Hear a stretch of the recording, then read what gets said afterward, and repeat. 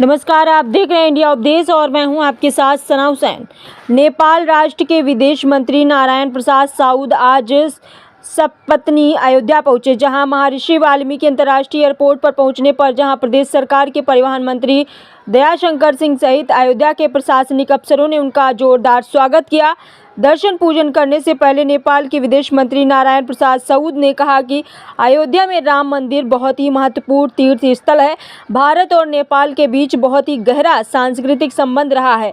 दोनों सरकार के बीच में ही नहीं, जनता के बीच में भी उतना ही गहरा संबंध रहा है। भगवान राम की शादी माता जानकी से जनकपुर के राम जानकी मंदिर में हुई थी। इसके लिए हमारे बीच जो गहरा संबंध है वो सांस्कृतिक रूप से भी बहुत महत्वपूर्ण है। नेपाल और भारत सरकार दोनों देशों के बीच में जो सांस्कृतिक संबंध है उसको और मजबूत करने के लिए प्रयत्नशील हैं।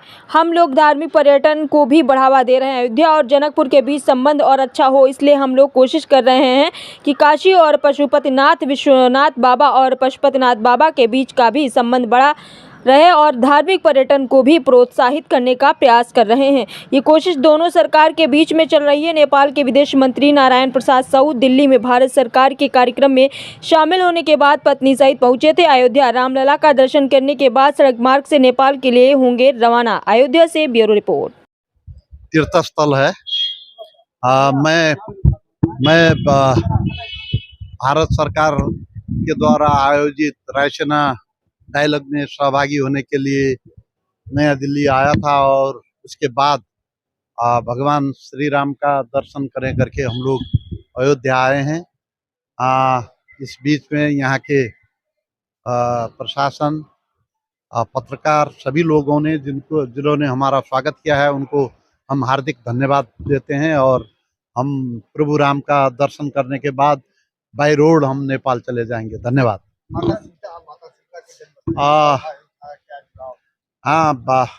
नेपाल और भारत के बीच में बहुत ही गहरा सांस्कृतिक संबंध रहा है। हम लोगों के बीच के दोनों सरकार के बीच में ही नहीं है, जनता के बीच में भी उतना ही गहरा संबंध रहा है।